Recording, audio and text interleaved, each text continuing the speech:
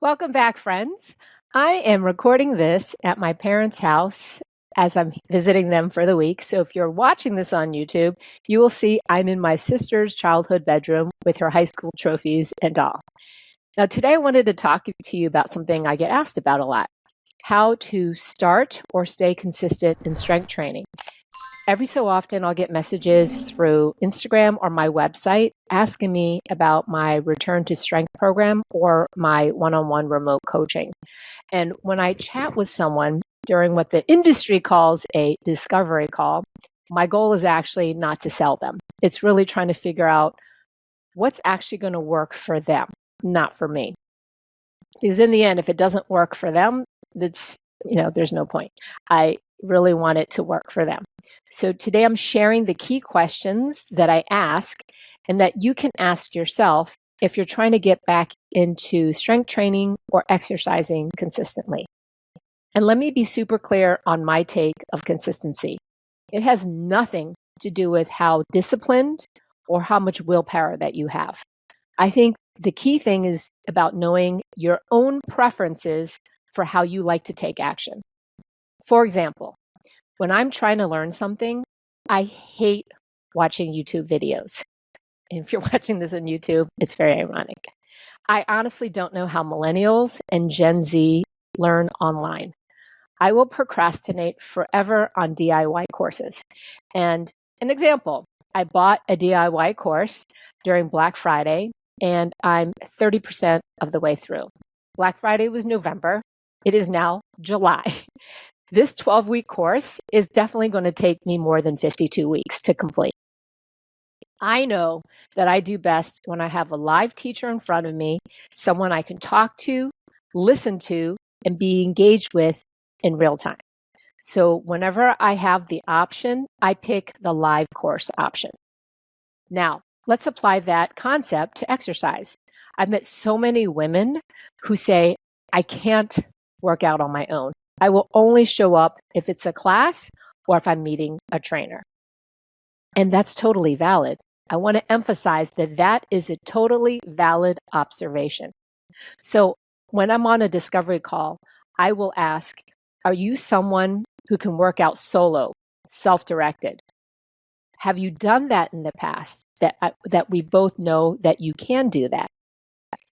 Or if I gave you a checklist of exercises that you just had to complete, would you want that knowing that I would be on the other end checking to see if you completed it?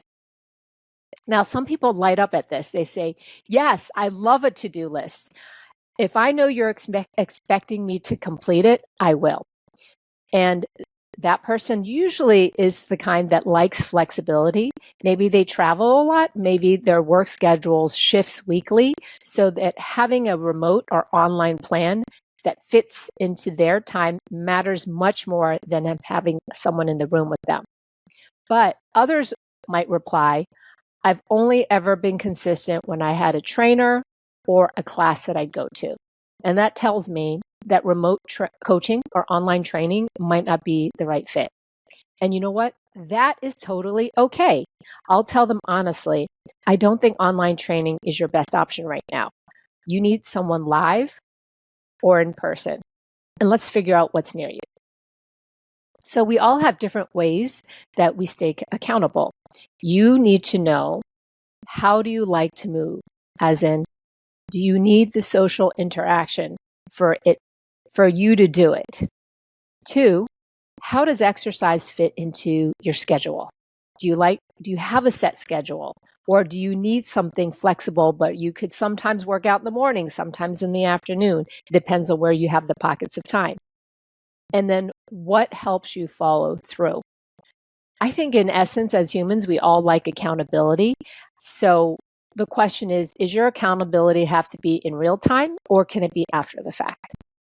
I've personally done all those options. I've worked out with in-person trainers. I've taken tons of classes. Oh, so many places in New York City I've taken classes. And I would do that between training other clients because I was too tired to want to have the willpower to do it on my own. And that's why I would take classes.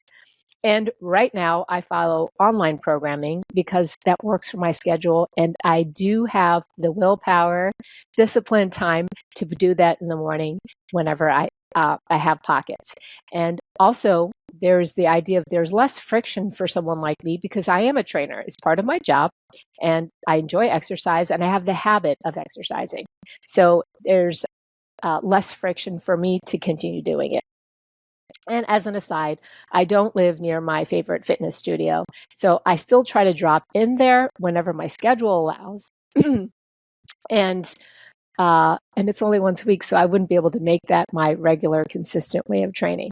I just aside, I love the energy of a live class, and I love having an instructor that coaches so well instruct me.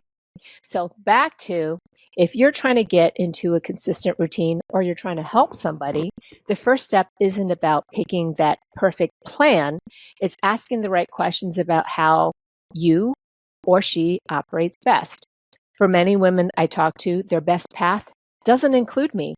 It includes finding something live, local, and social. And that's a win too. The start of exercise isn't honestly about consistency. It's really about figuring out what form of consistency is ideal for you. That's just a little short thought for this week. And I look forward to talking to you next when I am no longer in Maryland. Oh, and don't forget, if you can, drop me a review. It's so helpful on my podcast. See you all next week. I'm Coach Tina. For more information about how to work with me, head to ironstrongfitness.com and send me a message. I'll see you next time.